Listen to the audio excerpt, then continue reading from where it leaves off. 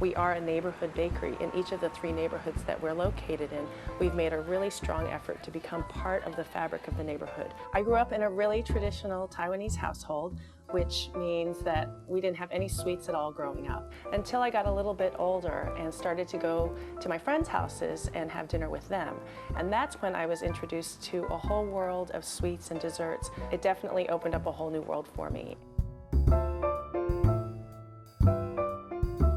When I was in college, I started to bake cookies and sell them to the dormitory grill. It's kind of a side business. After I left college, I went on to become a management consultant, and I carried on that tradition of making cookies for other people by starting my own little home business that I called Joanne's Kitchen.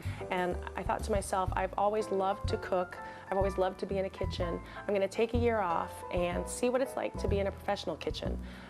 So I wrote to 4 of the top chefs in Boston, and I said, I have no experience whatsoever. There's really no reason why you should hire me, but I work really, really hard, and I'm willing to do anything just to see what it's like to work in a professional kitchen. And I got really fortunate and got a call back from Lydia Shire, who is one of the top chefs in Boston, and she had a restaurant called Biba at the time, and she hired me. And from there is where I decided that I wanted to be a professional baker. What I love most about baking and being in the kitchen is the tactile sensation of actually making something. I have always wanted to write a cookbook, but I had no idea how one goes about the process. And my co-author, Christy Matheson, is a friend of my husband's, and she contacted Christopher, my husband, and said, would Joe ever be interested in writing a cookbook?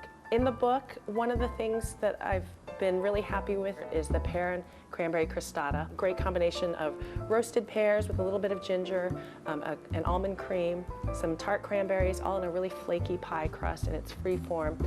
It looks gorgeous, it tastes amazing. Our philosophy of baking at Flour is that things should taste great. If something is so good that when we take one bite, we can't stop eating it, then that's what goes on our menu. Those are the recipes that we decided to put in the book, the ones that people really clamor for. In terms of the passion and the day-to-day enthusiasm that you bring to the job, I think that's something that we can't teach and that we look for in all cooks when we hire them. Sometimes people from culinary school come to us with a really great skill set and they have the right attitude and they do awesome for us. And then sometimes people who come to us who have no background whatsoever in pastry are actually some of our best bakers. I have to be happy in my job or else I'm not going to care as much with what I do. And I don't think that's too uncommon. And we recognize that every day with our staff, and we try to make sure that they are feeling really proud of the work they do so that then they can spend the attention to detail that I would spend if I were in their shoes. If the staff is happy, everything else will follow. My all-time favorite thing at the bakery to eat is our pain au raisin.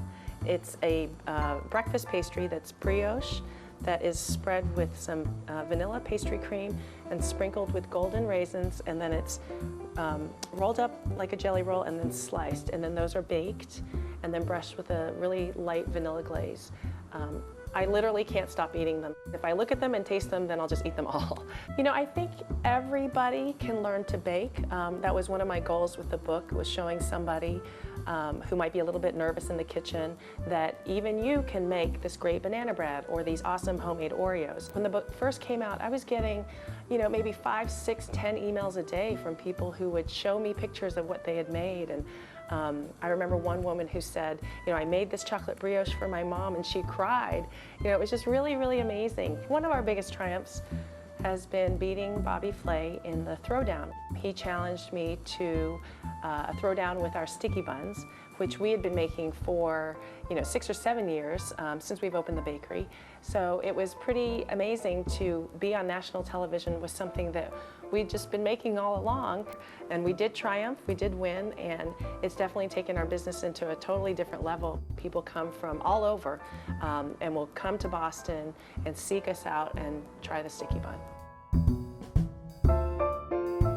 Our goals at Flour are to make great pastries. I mean, it's so gratifying when customers come in, order a bunch of things, and I'm kind of watching them, and they bite into something and they're swooning. When I watch people enjoy our stuff, it's really amazing knowing that I've been able to, with my staff, bring so much pleasure to people through food, and that's the whole goal of Flour, and that's the whole goal of the book.